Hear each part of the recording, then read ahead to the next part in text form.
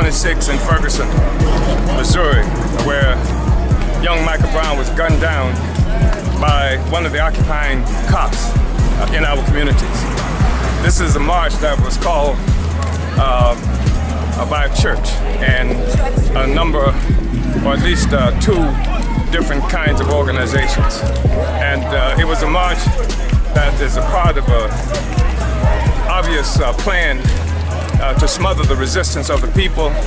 It was a march that demanded that the people remain silent and not protest, not raise their voices in protest. And the only reason at this point there's any kind of chanting or protest going on is because some of us in this march defied the people who are trying to control this march and to keep the people from being able to express their outrage at the murder of people in our community. They are trying to use the bereaved Brown family as an excuse for people not struggling. They would challenge chants that were calling for jailing the killer cops and chants that was identifying Darren Wilson, the murderer of Mike Brown, as someone who is guilty of homicide.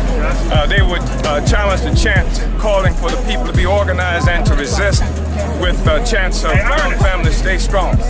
They would try to neutralize or undermine any kind of political demand or political struggle coming from the masses of African working people.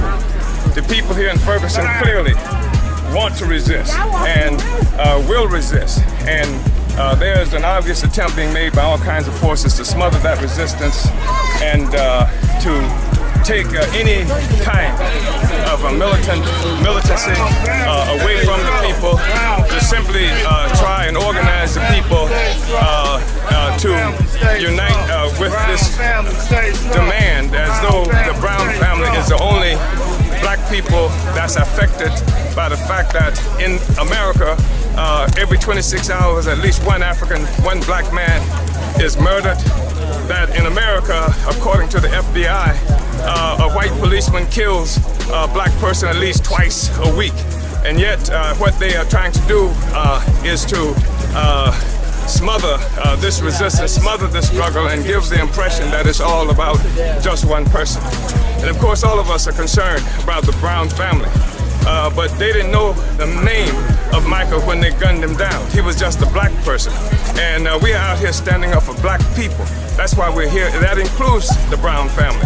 And what they are trying to do is make it appear that the Brown family is being disrespected because black people are standing up for our rights, because we don't want our children to be murdered in the streets. So here we are in Ferguson, and they're doing everything they can to smother this struggle.